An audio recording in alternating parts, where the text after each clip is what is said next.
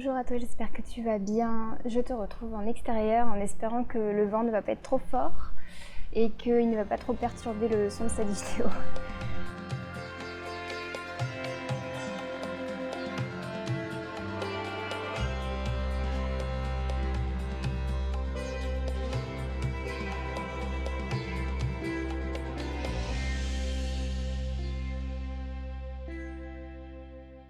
Je pense beaucoup aux choses que j'apprends grâce aux événements qui m'arrivent dans la vie. Je pense assez souvent à ça. Je considère qu'on est un peu dans une école en permanence pour apprendre sur soi, pour apprendre sur les autres, pour apprendre sur la vie en général. Et je voulais commencer une nouvelle série de vidéos sur les choses que j'ai vécues qui m'ont apporté et qu'est-ce que ça m'a apporté. Parce que c'est vrai que maintenant ça fait partie de moi, mais quand j'en parle avec d'autres personnes, je me rends compte que c'est quelque chose que j'ai acquis en fait grâce à ces expériences. Et je voulais tout simplement les partager avec toi aussi pour ouvrir un dialogue, parce que j'aimerais bien qu'on partage tous un peu nos expériences de cette manière pour qu'on puisse apprendre les uns des autres. Pas forcément dans le sens où mon expérience va vous parler tout de suite, peut-être pas du tout d'ailleurs, peut-être que pour vous ça va passer par autre chose, mais tout simplement pour avoir plein d'histoires comme ça qui nourriraient une sorte d'école de la vie un peu spirituelle qui ne passe pas forcément par le fait d'étudier des textes classiques ou par faire de la méditation tous les jours.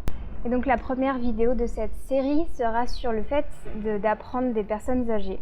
Ça peut paraître assez basique comme conseil et assez logique. On dit toujours qu'il faut apprendre de ses aînés, etc. Mais je trouve que c'est moins en moins évident dans nos sociétés, en tout cas dans ma génération. C'est pas quelque chose qui est mis en avant, c'est pas quelque chose qui est valorisé. Et pourtant, ça fait vraiment une grande partie de moi. Par rapport à la relation que j'avais avec mes grands-parents et que j'ai toujours d'ailleurs. Certains sont décédés malheureusement, mais j'ai toujours des grands-parents vivants et je chéris beaucoup ces relations parce qu'elles sont très très riches, mais aussi parce que j'ai travaillé auprès de personnes âgées pendant plusieurs années. J'ai travaillé plusieurs années de suite avec des personnes âgées, pas en continu, mais ce que je faisais, c'est que je travaillais l'été dans des maisons de retraite, dans des hôpitaux. Et j'étais du coup très très en contact avec des personnes âgées très souvent. Et j'ai beaucoup appris auprès d'eux. J'ai beaucoup grandi, ça m'a fait beaucoup de bien en fait. Beaucoup d'entre eux ne comprenaient pas pourquoi j'étais là.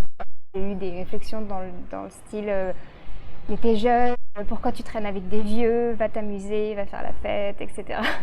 Ce que je trouvais assez drôle, parce que moi c'était un job d'été en fait, tout simplement. J'allais m'occuper d'eux, je faisais leur toilette, éventuellement je faisais le ménage, ce genre de choses-là. Entièrement dans des instituts, je le faisais pas chez des particuliers. Et j'avais des personnes qui me disaient ça, qui me disaient non mais t'inquiète, tu vas vieillir, hein, mais c'est pas du tout avec des personnes âgées. Et pourtant j'adorais ça. Vraiment. Donc je te fais une petite liste non exhaustive de ce que j'ai appris auprès d'eux en passant du temps à m'occuper de ces personnes-là et que eux s'occupent de moi aussi dans un sens, parce que finalement ça va dans les deux sens.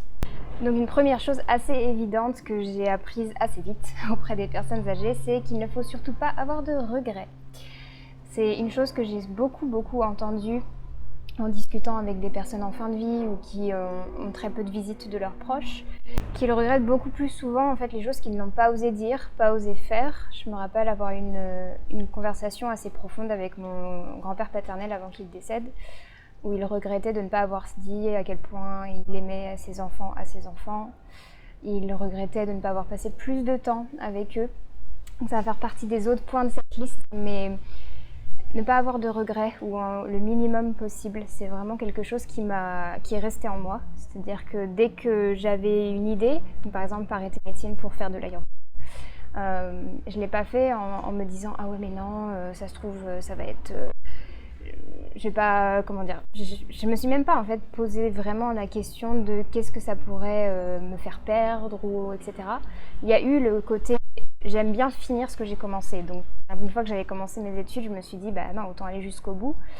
Je me suis vite rendu compte que c'était pas du tout tenable pour moi et je regrette pas du tout du coup de l'avoir arrêté, au contraire.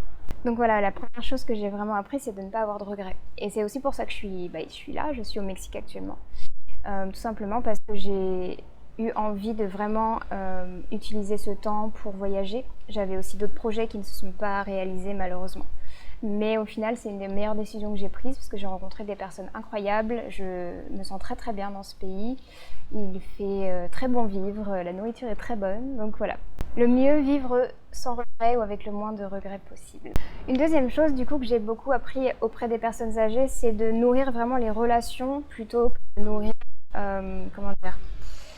les choses qu'on doit faire. Vraiment, moi j'ai une tendance aussi à me focaliser beaucoup sur ce que je dois faire, mon travail, ce qui est important et ce qui est moins important.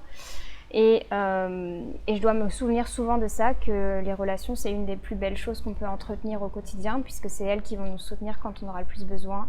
C'est une source de richesse incommensurable, on ne se rend vraiment pas compte, mais quand on ne l'a plus, c'est là qu'on s'en rend compte.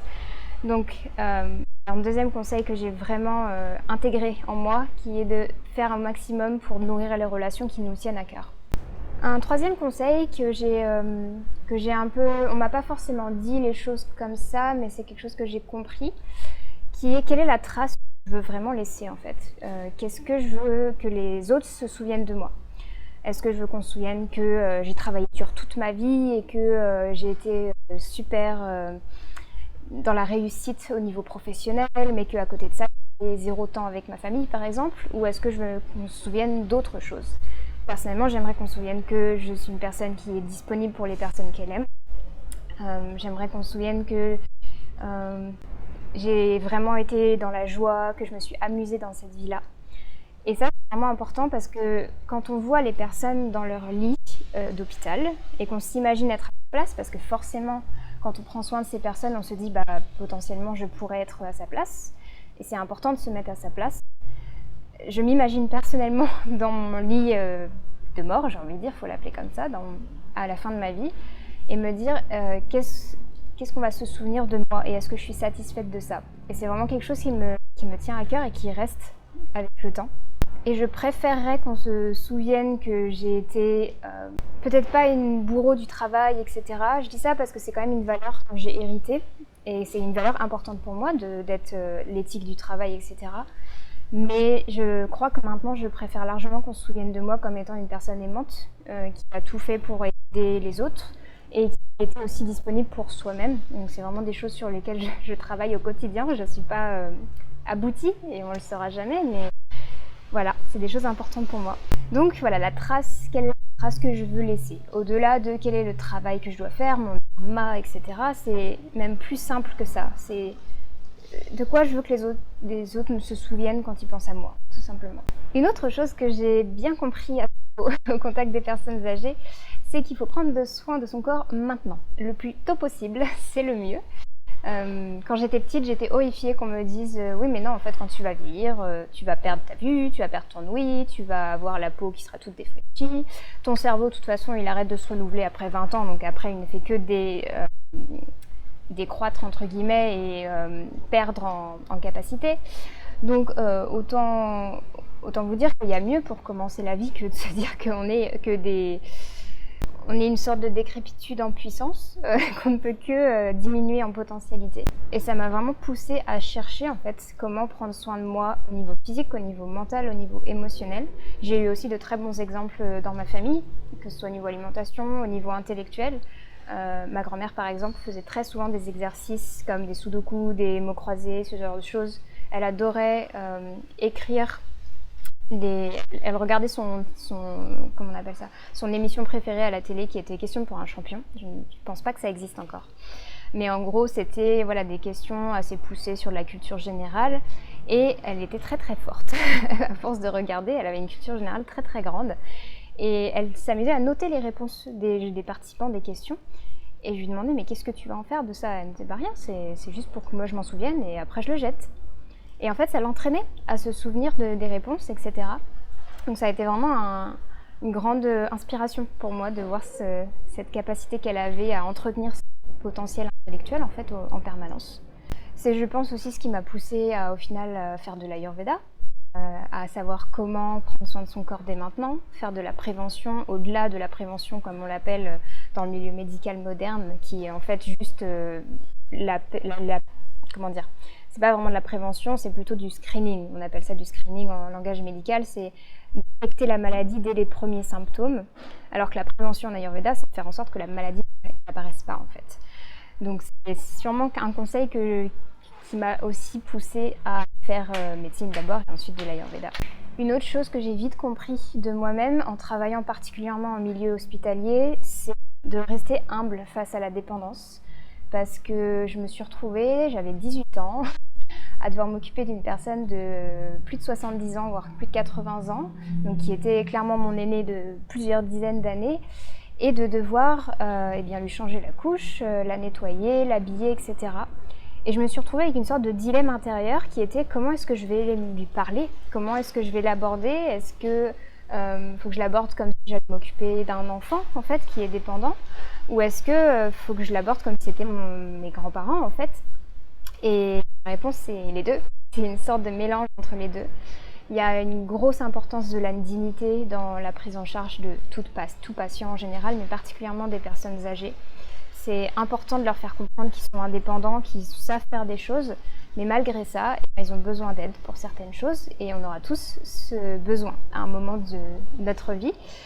Et se rappeler de ça, se rappeler que d'ici quelques dizaines d'années, j'aurai besoin d'assistance de peut-être mes enfants ou peut-être des gens qui vont s'occuper de moi, parce que je ne pourrai plus faire toutes ces choses moi-même. Je trouve que c'est important d'avoir cette relation à la dépendance très tôt pour ne pas ensuite en souffrir, parce que j'ai vu aussi en maison de retraite des personnes âgées qui ne supportent pas qu'on prenne soin d'eux parce qu'ils ont l'impression d'être infantilisés, ils ont l'impression de ne plus faire quoi que ce soit et ça peut être très difficile à vivre. Et donc avoir cette relation directement le plus tôt possible au fait que non, je serai dépendante d'autres personnes très très rapidement quand je vais vieillir, c'est comme ça. Je fais tout mon possible pour entretenir mon corps, mon esprit, etc. Mais il y a un moment donné, on a besoin des autres. Un sixième conseil qui va un peu englober tout le reste, qui est donc d'apprendre des anciens. De manière générale, j'ai toujours compris qu'il fallait apprendre des anciens, ce qui ne veut pas dire qu'ils ont raison sur tout, ce qui ne veut pas dire que notre monde n'a pas changé depuis, puisque absolument que si, que leur point de vue est totalement valide pour leur période et que ce n'est plus forcément le cas maintenant. Mais en attendant, c'est une source de sagesse et de connaissances infinies, surtout que c'est des personnes qui ont vécu dans notre environnement, si jamais c'est nos grands-parents par exemple, qui ont mangé les mêmes choses que nous, on va manger par la suite. C'est d'ailleurs un principe de l'Ayurveda de manger selon ses ancêtres, selon ses grands-parents, arrière-grands-parents.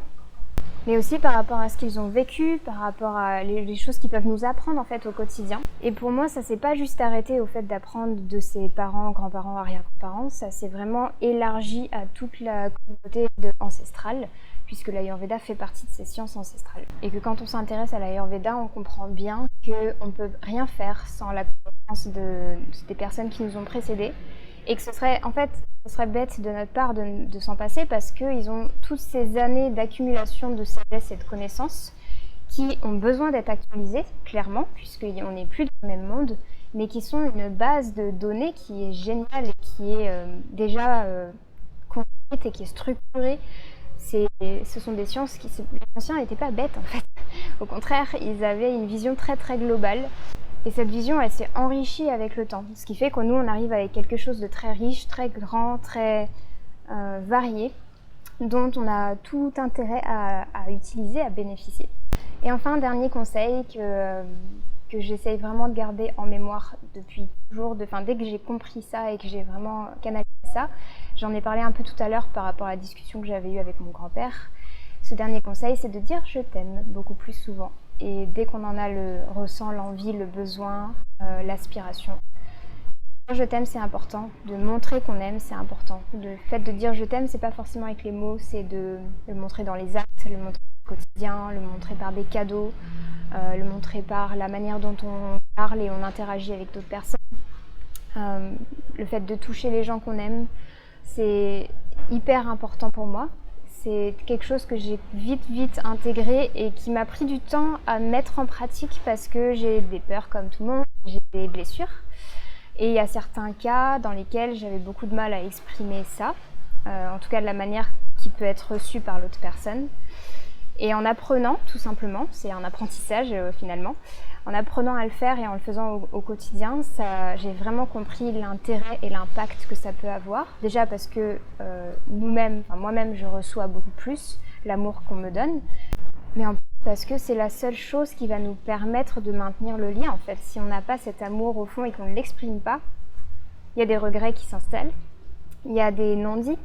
Ça peut créer aussi des soucis dans les descendances. Moi, ce que j'ai vu ça en consultation ou même dans ma propre expérience de vie, des enfants qui n'ont aucune notion de l'amour que leur portent leurs parents, par exemple, qui n'ont pas reçu cet amour-là de la manière qui, eux, auraient pu les satisfaire, dans un sens, et qui vont développer des choses comme une manque de confiance en soi, comme un perfectionnisme à l'extrême, parce qu'ils ont toujours l'impression qu'il fallait qu'ils soient parfaits pour satisfaire leurs parents ou leurs grands-parents. Et c'est pour ça que pour moi, c'est vraiment important de travailler là-dessus, de dire je t'aime, de se dire je t'aime et de dire je t'aime aux personnes qu'on aime,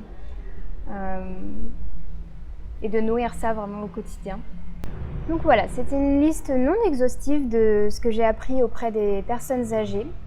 J'espère que cette vidéo t'aura plu, n'hésite pas à me le dire si c'est un format qui te plaît.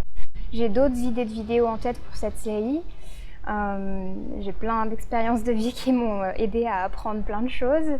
Donc n'hésite pas à me donner toi ce que tu as appris, peut-être le contact avec les personnes âgées aussi, s'il y a des choses dont j'ai pas parlé dans la vidéo auxquelles tu penses, à me les mettre en commentaire. Et j'aimerais vraiment lancer un dialogue là-dessus pour qu'on puisse apprendre les uns des autres, et des expériences des uns et des expériences des autres. Voilà, je ne vais pas te tenir longtemps parce que je commence à me liquéfier à cause de la chaleur et le vent commence à monter. Donc je te fais un gros bisou, je te souhaite de prendre bien soin de toi et je te dis à très bientôt pour une prochaine vidéo.